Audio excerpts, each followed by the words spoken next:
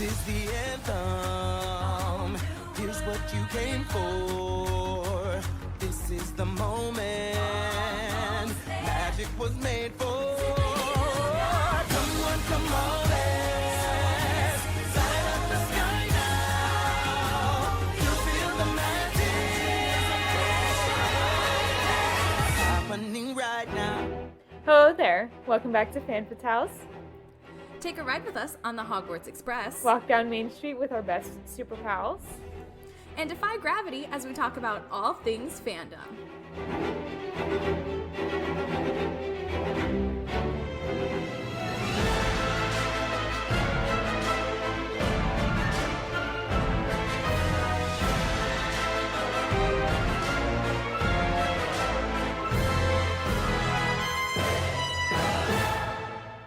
Hello and welcome back to Fan Fatales, a member of the Real Fans Podcast Network. I'm Emma. And I'm back! Hi, everybody. It's Gaby. I am back just for now. I'm still trying to figure out a little bit of how this scheduling thing is going to work for me right now. But for now, we were able to make it work. And I'm here so we could talk about the history of Lucasfilms and George Lucas. Yes. I'm so excited that you're back. Me too. Honestly, I've had like the craziest few months. And we haven't really spoken as much as we used to. I know. I mean, we text all the time, and we snap each other every day almost. But it's really weird not talking to you every week. I'm like, oh my gosh, yeah. I'm like, who are you? What's up with your life? Are you back at school? Clearly, you're back at school. Yeah. But by the way, I'm back at school. Yeah, it's been a crazy few months. If I could, just for a few minutes, I'd love to talk about this show that I'm in. It's a great show. It's called Hands on a Hard Body. It's about 10 Texans trying to win a Nissan hardbody truck, and the whole premise is, it's you keep your hand on the truck and the last person to lift their hand off wins the truck. It's a really great show about, love and family and understanding who we are and accepting others. It's a great story. And it was started here in San Diego at the La Jolla Playhouse, went to Broadway, and now we're doing it at the Coronado Playhouse. So if you live in San Diego at all, we're opening actually the weekend that this episode comes out. We open that Friday. So this Friday, September 2nd, come check it out. We're open from September 2nd to September 25th. Yeah, Hands on a Hard Body. It's a great show. It's a beautiful story. And I've had such a great time, being back in theater for the first time in 3 years. It's been a really fun process. So I'm really excited. And I'm really happy to be back. Oh my gosh, I miss doing this so much. I know. Also, it's been so weird having just guest after guest. I'm sure. And thank you for being willing to take that on and do that. And of course, also, I want to say thank you to Ritwee Pearson again. That was the coolest thing.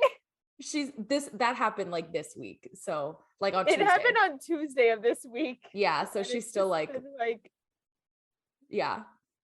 Also, another exciting thing that has developed over the course of these past few weeks is that some friends of me and Eva's and mine, some friends of ours and myself have started a D&D podcast also. I mean, we haven't recorded anything. We're still figuring out the details, but it's getting there. We're coming up with these episodes. We're gonna get started here pretty soon.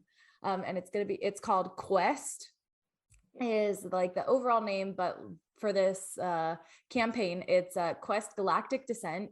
You'll be able to find it everywhere you can get your podcasts.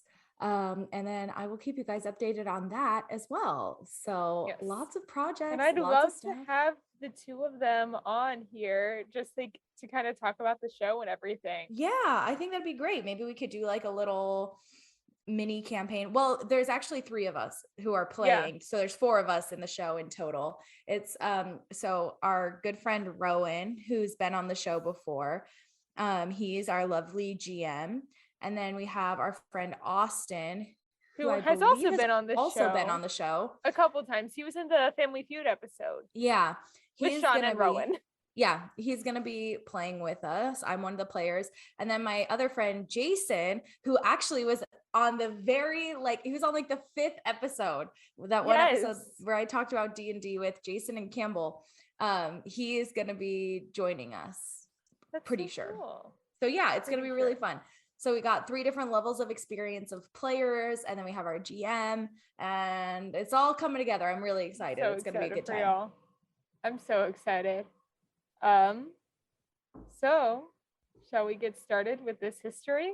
Yeah, let's get into it. These are my favorite episodes. So should I start or do you want to start? You can start with the independent era, which ran from 1971 to 2012. Which is a long time.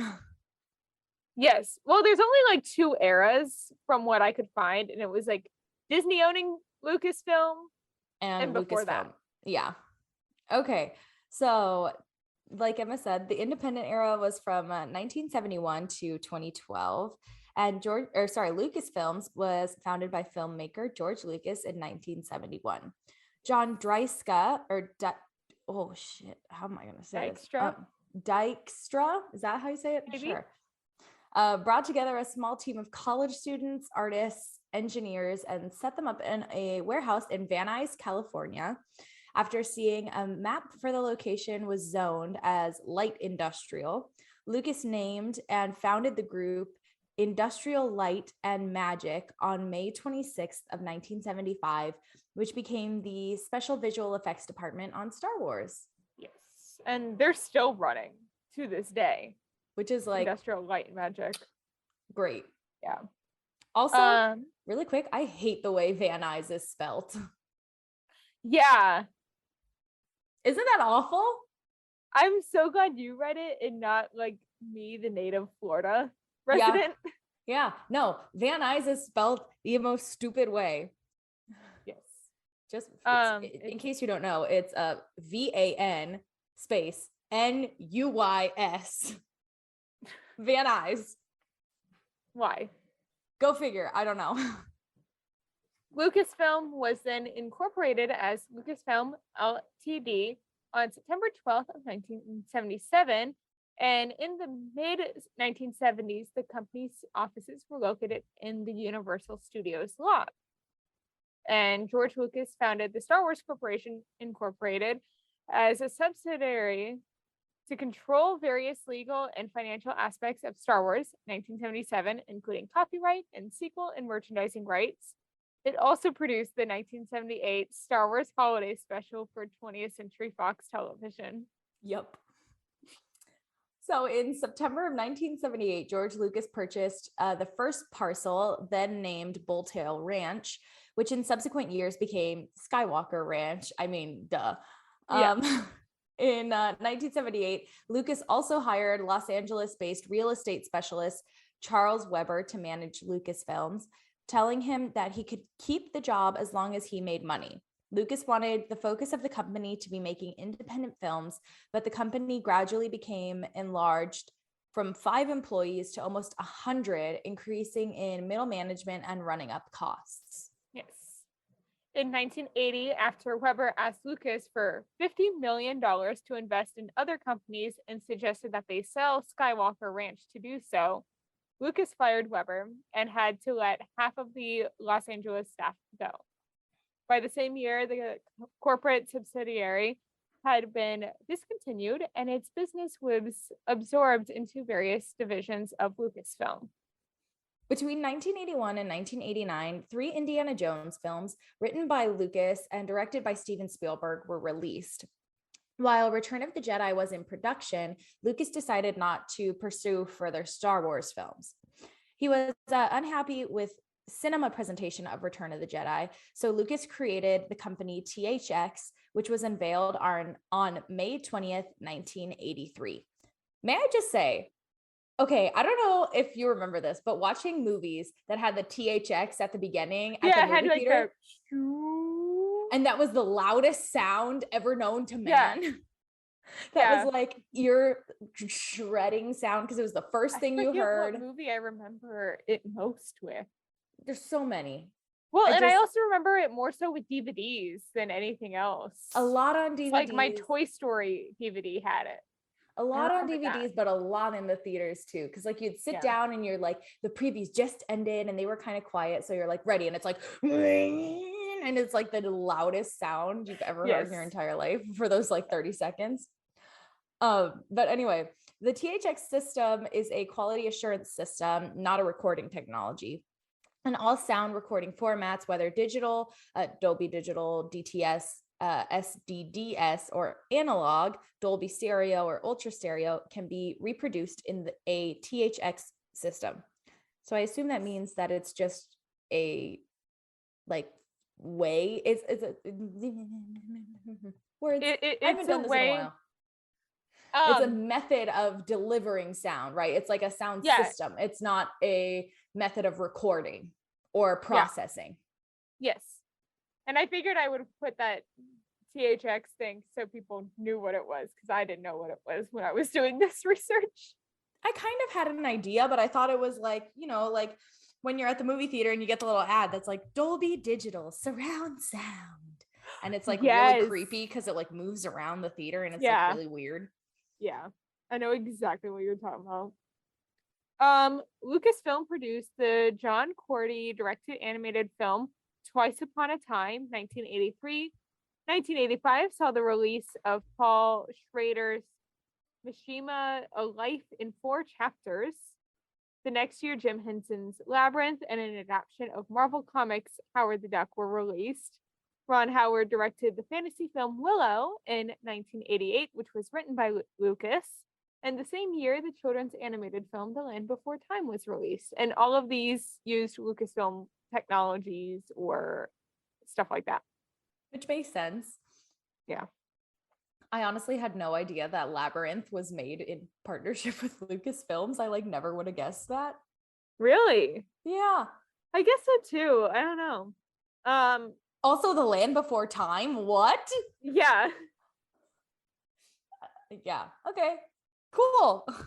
In 1992, after an early computer-generated imagery test created by Industrial Light and Magic for Jurassic Park, Lucas announced his intentions to produce a Star Wars prequel trilogy. In 1994, the long-delayed Radioland Murders, written by Lucas, was released. In 1995, ooh. 1995, Lucas began production. Jesus Christ, I can't talk. See, you could tell I'm out of practice. Yeah. In 1995, Lucas began production on the prequel trilogy.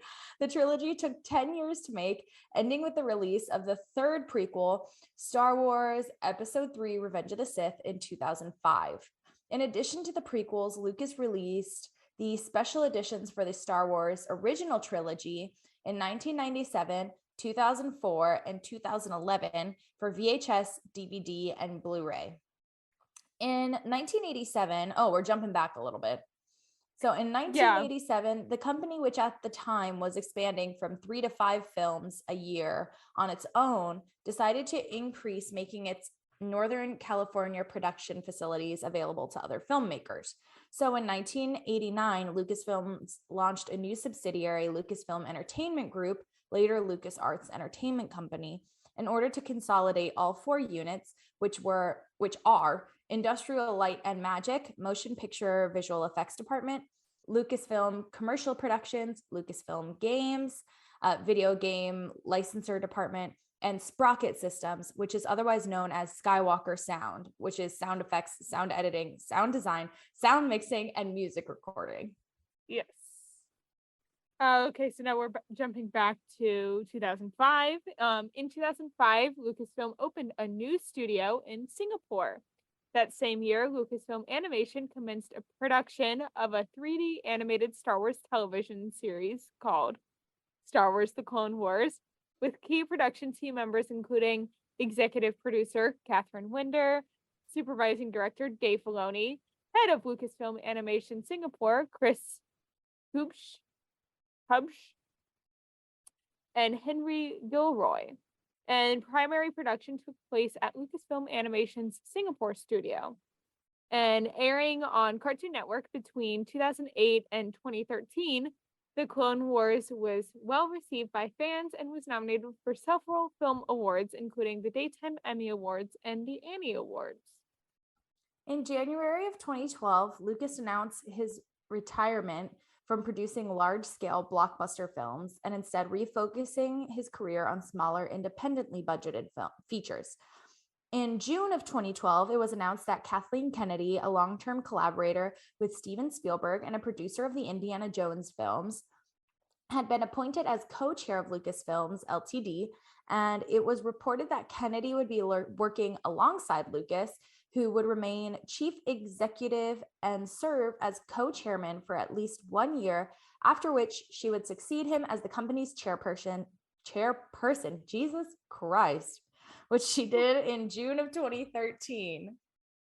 On July 8th, 2012, Lucasfilm's marketing, online, and licensing units moved into new Letterman Digital Arts Center located in the Presidio in San Francisco.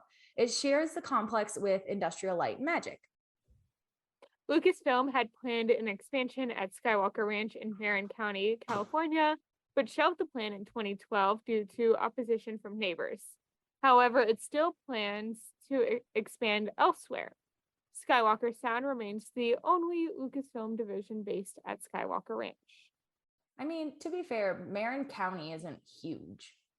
No? It's pretty small. It's like, it's across the bay from San Francisco, and it encompasses like a very, well, I mean, it's big because it's like a county, but it's not huge. There's not a lot of space. Okay. You know, like, yeah, it's hard to explain. Or no, sorry, it's not. It's actually pronounced Marin. Marin.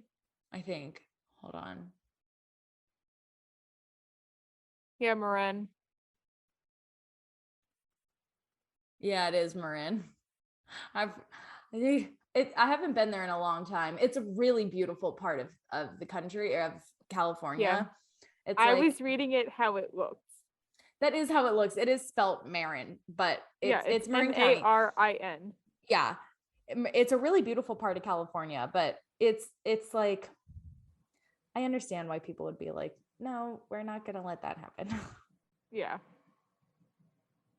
Anyway, on September 5th of 2012, Micheline, I'm gonna guess Chu. Sure, let's go with that. Who served as president and COO of Lucasfilm for 2 decades, announced that she was retiring. With her departure, senior executives for each of the Lucasfilm divisions would report directly to Kathleen Kennedy. Chu was credited with keeping the Lucasfilm and Star Wars brands strong, especially through animation spinoffs and licensing initiatives, which brings us to our next phase. Yes, which is the subsidiary of the Walt Disney Studios, which is 2012 to present. But this one is broken up into like 2 little categories, I will say. Which makes sense. And I mean, we didn't even mention in this first bit when they did the partnership with Disney to get Star Tours put in Disneyland and Disney World in the 70s. Yeah.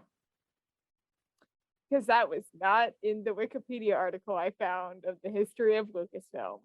Well, it's okay. But yeah, I mean, it was a cool partnership, and they were working together, I'm sure. And from what I remember, it's like Disney would help them distribute it. I think we've talked about that kind of before. Yeah. That they would help with distribution. So they got to keep like a chunk, a proceed, like a percentage. Yeah. And and then Star Tours went in the, I think it was following the first Star Wars movie or the second one in the 70s. Yeah, the first bullet is about Star Tours anyway, so let me see. Development. No, it was in 1998 is when pre-production started. Okay, later than I thought, actually. Yeah, it says in 1998, Disney began planning to upgrade. Oh, wait, this is upgrade. Oh, yeah, this is the Adventures Continued one, not the original OG one. I can't find the original one, but Yeah. It's okay. Oh, so it was made for Empire originally. Okay, so the third one. Yeah. Okay, which No. makes sense. So like early 80s. Empire's episode 5.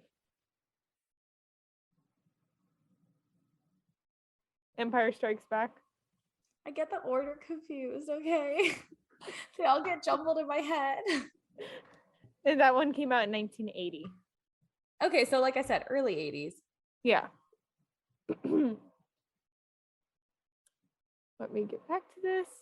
So the acquisition process.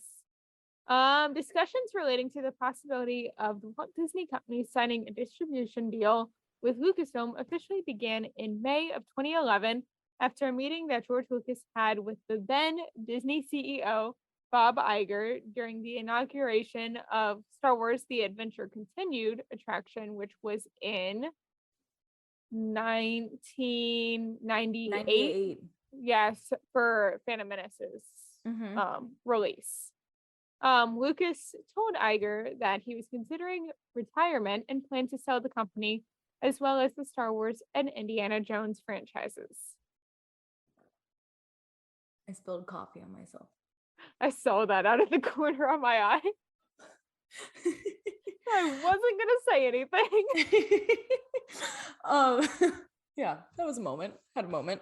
Spilling coffee on myself. We're fine. Oh, I got it on my shirt. Oh well. On October 30th of 2012, Disney announced a deal to acquire Lucasfilm for $4.05 billion, with approximately half in cash and half in shares of Disney stock. Lucasfilm had previously collaborated with the company's Walt Disney Imagineering division to create theme park attractions centered on Star Wars and Indiana Jones for various Walt Disney parks and resorts worldwide. Can we talk about how that's like $3 billion like short of Pixar? Because Pixar was like 7 something, right? Yeah. Well, how? Yeah, and Pixar was in like $1999. This is in like $2012. So it's yeah. Disney it was less, and that was do. Star Wars. And well, I mean, we did talk about how much of a fight there was between Pixar and between Steve Jobs and who was it? Iger. It was yeah, between Jobs and no, I thought it was Pixar. It was oh my gosh. Jobs. I can see him. I know who he is. I can like picture him in the Imagineering documentaries and like every documentary that I've ever seen. I know who it is. I cannot think of his name. Lasseter? No, that was the Pixar guy. The Disney CEO. Iger. No, the other one. Which other one? The one before him. CEO before Bob Iger. Michael Eisner. Yes. I was like, Michael something. Yeah. Yeah, but Bob Iger led the acquisitions of Pixar, Marvel, Lucasfilm, and 21st Century Fox. Yeah, but remember, Eisner and Jobs were like arguing back and forth for a long time about the acquisition of Pixar. And then when Iger stepped in, he was like, okay, here's the deal. And he like closed it. So he gets credited with it, even though it was Eisner who did all of the negotiating. Yeah. That's what I was thinking of. Okay. So Kathleen Kennedy, co-chairman of Lucasfilms, became president of Lucasfilms, reporting to Walt Disney Studios chairman Alan Horn. Additionally, she serves as the brand manager for Star Wars, working directly with Disney's global lines of business to build, further integrate, and maximize the value of this global franchise. Kennedy serves as a producer on new Star Wars feature films, with George Lucas originally announced as serving as a creative consultant. The company also announced the future release of new Star Wars films, starting with Episode 7, The Force Awakens, in 2015. Under the deal, Disney acquired ownership of Star Wars, Indiana Jones, and Lucasfilm's operating businesses in live-action film production, consumer products, video games, animation, visual effects, and audio post-production. Disney also acquired Lucasfilm's portfolio of entertainment technologies, and the intent was for Lucasfilm employees to remain in their current locations. Star Wars merchandising would begin under Disney in the fiscal year of 2014, starting with Star Wars Rebels. Certain products would be co-branded with the Disney name, akin to what Disney had done with Pixar. On December 4th of 2012, the Disney-Lucasfilm merger was approved by the Federal Trade Commission, or the FTC, allowing the acquisition to be finalized without dealing with antitrust problems. On December 18th of 2012, Lucasfilm Ltd. Converted from a corporation to a limited liability company, changing its name from Lucasfilm Ltd. LLC in the process. On December 21st, 2012, Disney completed the acquisition and Lucasfilm became a wholly owned subsidiary of Disney. 20th Century Fox, the original distributor for the first 6 Star Wars films, retained the physical and theatrical distribution rights to the original 2 Star Wars trilogies and permanent full distribution rights for the original 1977 film until May 2020, which was in accordance to the 2012 Lucasfilm acquisition deal. On March 20th of 2019, Disney officially acquired the studio after acquiring its owner, 21st Century Fox, thus combining these rights under its umbrella. So this whole like permanent full distribution thing was kind of null and void because Disney owned it anyway. Yeah. So Lucasfilm retains the television and digital distribution rights to Star Wars episodes 1 through, 5? With exception to episode 4. That's 6. 6, with exception to episode 4. Yeah, because 5 is just the V. You're right. In December 2013, Walt Disney Studios purchased the distribution and marketing rights to future Indiana Jones films from Paramount Pictures, although the latter studio would retain the distribution rights to the first 4 films and would receive, quote, financial participation, end quote, from any additional films.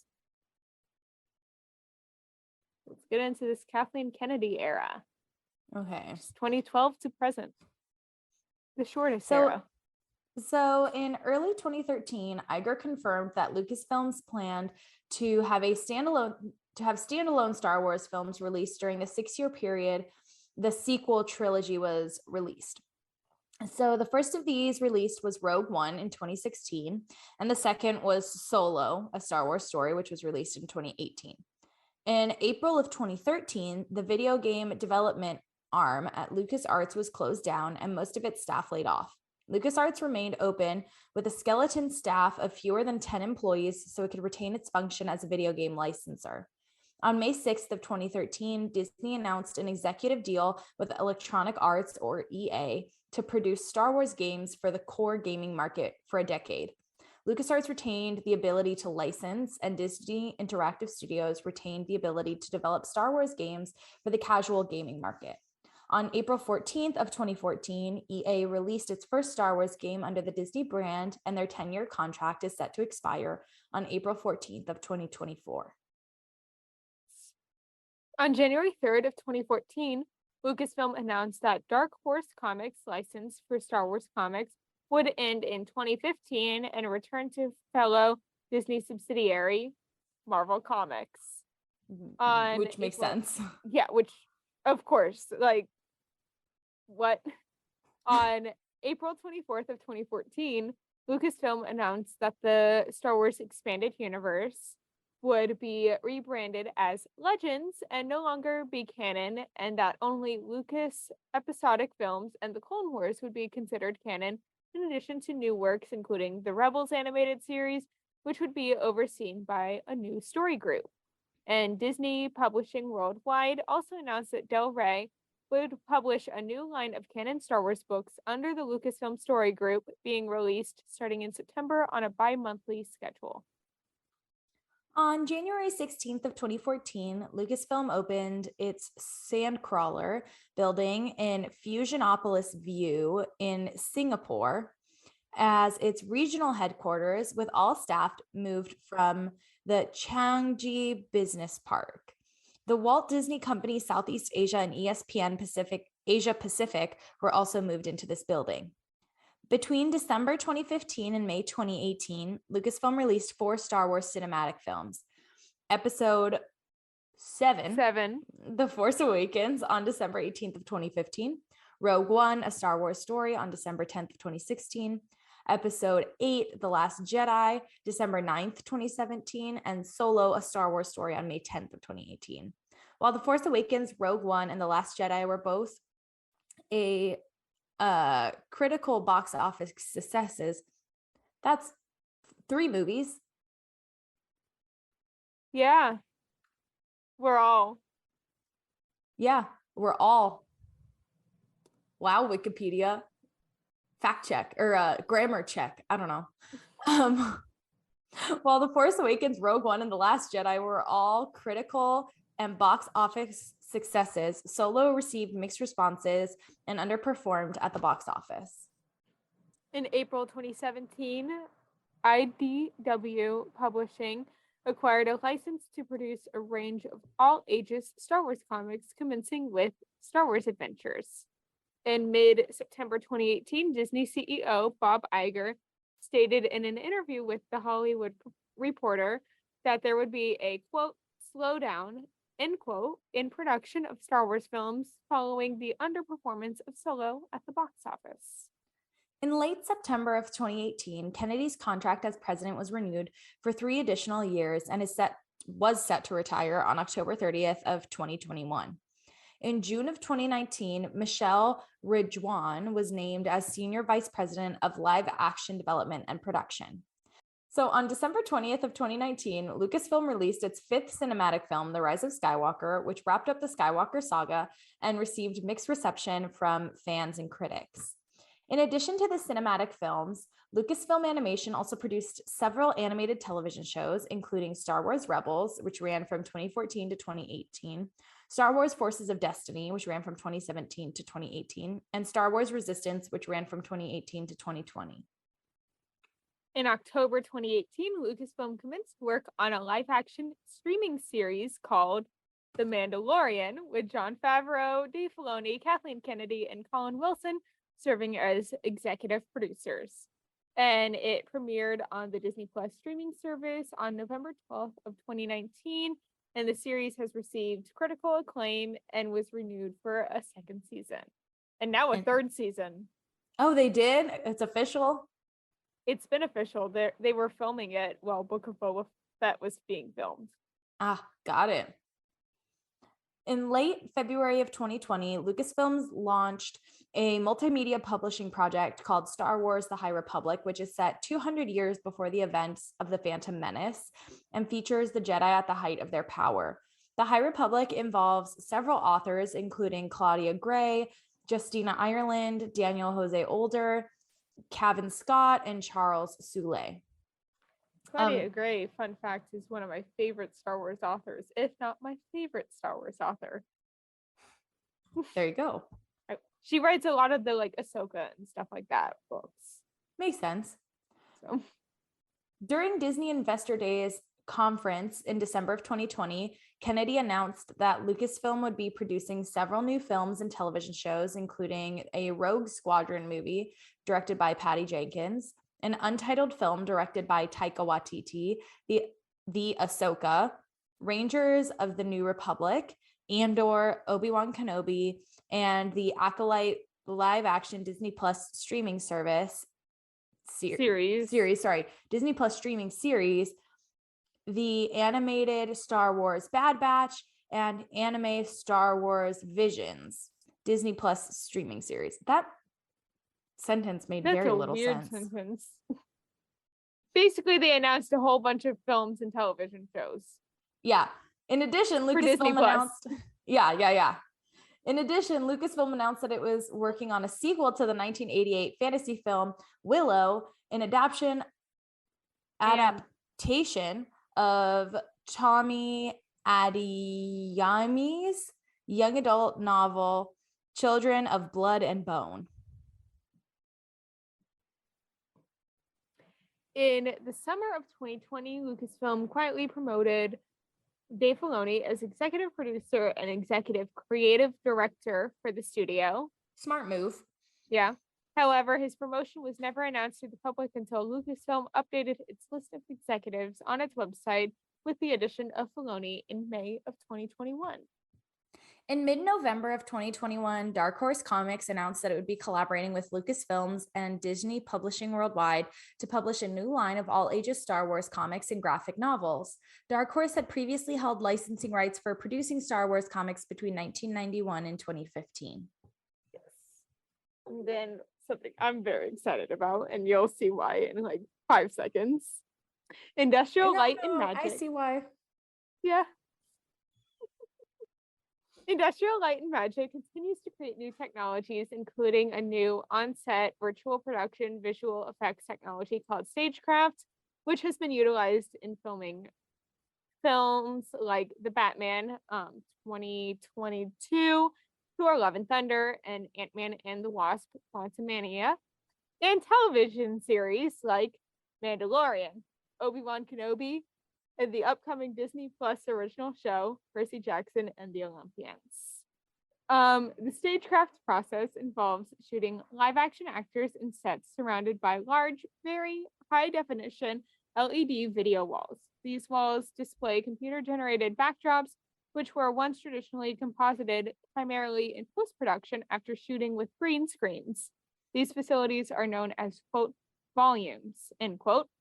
When shooting, the production team is able to realign the background instantly based on moving camera positions, and the entire CG background can be manipulated in real time.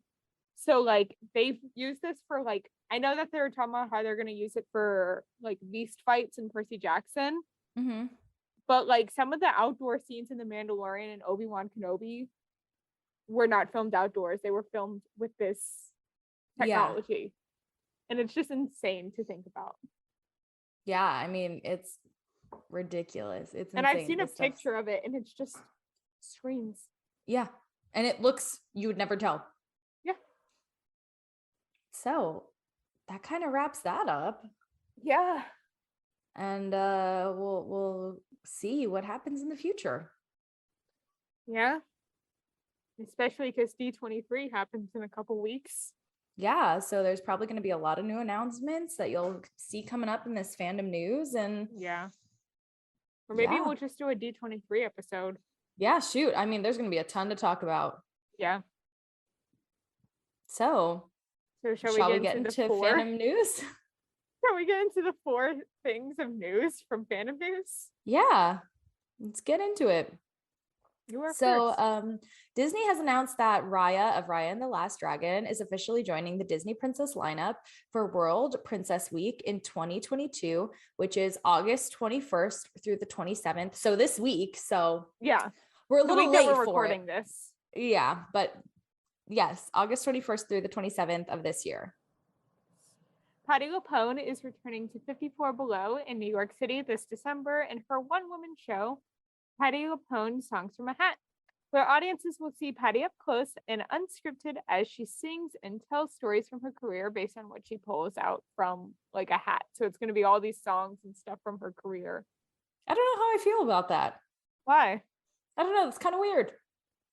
You see, when I saw it, I thought it was going to be like the finishing a hat and it was just going to be a Sondheim concert and not her just singing stuff from her career. Yeah, that's kind of funky. I don't know how I feel about that. Yeah. Anyway, D23 has announced this year's honorees for the Disney Legends program. We have Anthony Anderson, known for his role as Dre Jackson in the TV comedy Blackish. Kristen Bell, voice actress of Queen Anna from the Frozen franchise. I don't know why I said it that way.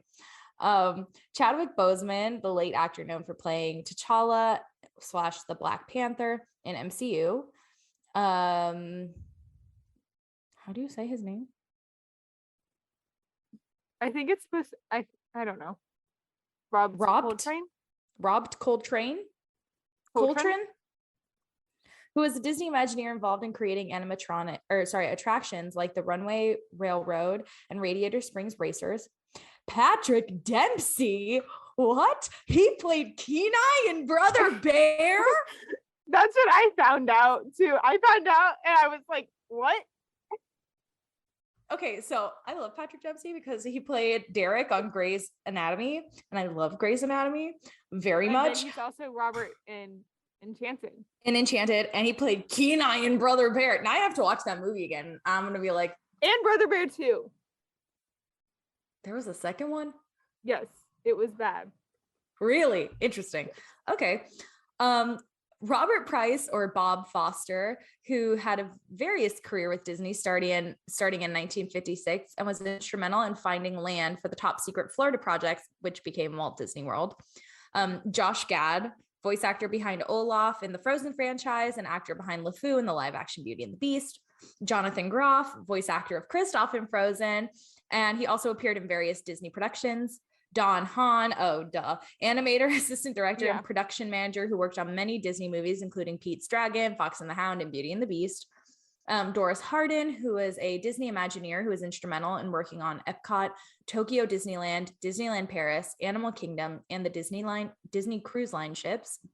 Idina Menzel, voice actress behind Elsa in Frozen, and actress behind Nancy Tremaine in Enchanted. Also, did not know that was her last name. Right? Because that's the stepmother in Cinderella's last name. Yeah. She's Lady Tremaine. Yeah. So we'll see what happens in this next film, right? Because she and Edward jumped into I'm very curious with that Andalusia. Yeah, we'll see what happens there. Chris Montan, Walt Disney Company's vice president of music and television in the Disney Renaissance, and was named the president of Walt Disney Music in 1999. Ellen Pompeo, best known as Dr. Meredith Grey in Grey's Anatomy. I love her.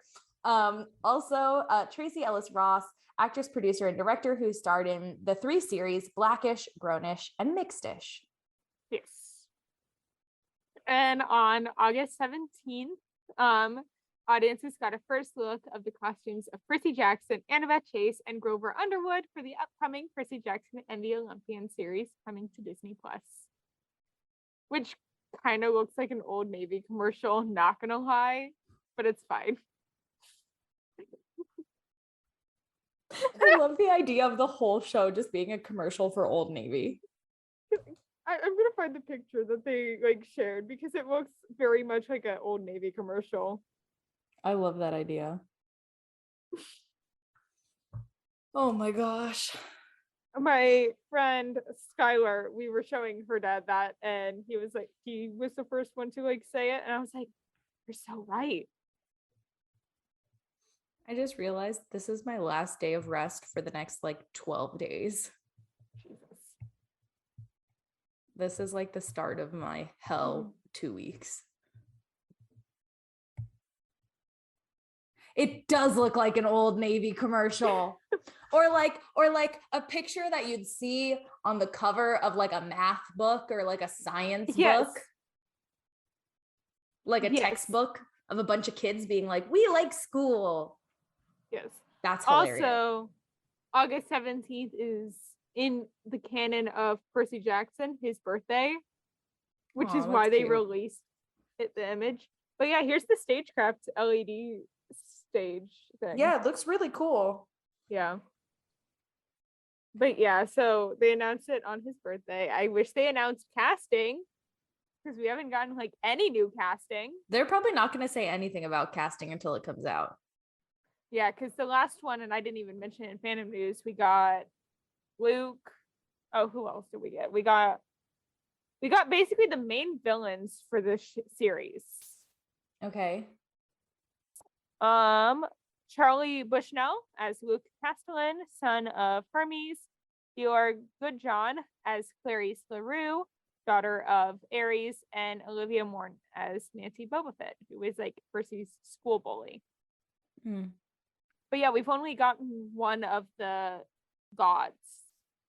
Yeah, they're probably not going to say anything about it. They haven't cast them yet. No. No, Walker and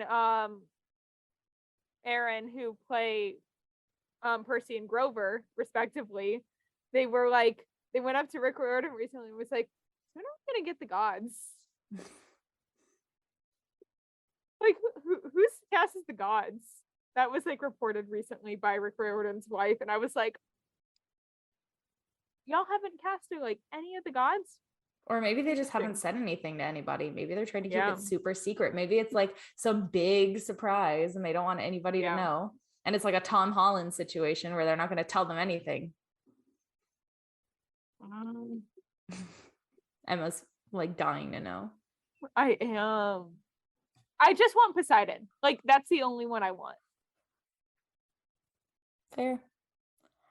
Well, it's been really nice being back, but I also have some dogs I gotta go take care of and a few things I gotta wrap up before my crazy next 2 weeks of no break. Literally, I have no time off in the next 2 weeks. Well, until like basically the week this comes out, right? The week after that. Okay. So basically the week I need to start finding guests for again. Anyway. By then I should be okay. I should be coming back by then, hopefully. We'll see. I'll keep you updated. I got a lot of stuff going on. If you follow me on Instagram, I've been posting on my stories a lot about it. I'm really excited. I just want people to come see the show. With Ridley. Yeah, I just want people to come see the show. It's a beautiful show. If you're in anywhere near San Diego, if you're in LA, if you're in San Diego, if you're in, I don't even know where else, if you're in, Imperial Valley, come visit it. Come visit us and come see this beautiful, beautiful, amazing show. We're working so hard on it. I stand on the top of a truck. Seriously, I stand on the cab of a truck for like a good 30 seconds. It's great. It's really fun. It's a great show. Come see it. Yeah. So let's get into this outro. Oh, wow. This is the first outro where it's not just me reading the entire thing. You're welcome. Thanks for listening to this week's episode of Fan Fatales. We are a proud part of the Real Fans Podcast Network. That's right. And if you want to check out more shows on the network, you can find them at rf4rm.com. Next week, Gabby will be gone again, but I'm sorry. I will be having my friend and Peter Pan enthusiast Tyler Moylan on to talk about our favorite adaptations of the Peter Pan tale. Which is going to be a great episode, I can tell you right now. Oh my God, because he is my Peter, and it's going to be great. So he and I disagree on one Peter Pan adaptation that will be mentioned. Remember to subscribe to us wherever you get your podcasts. And subscribe to us on YouTube. Please leave us a review and comment down below to let us know what you thought of the show. And remember to follow us on Instagram and Twitter at FanFatalesPod for the latest updates and to possibly be featured in a future episode. Now, Emma, where can the people find you on social media?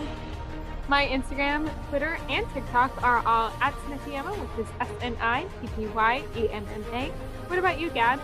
I'm at Gabby Gent on Instagram, TikTok, and Twitter. That's GABYJENT.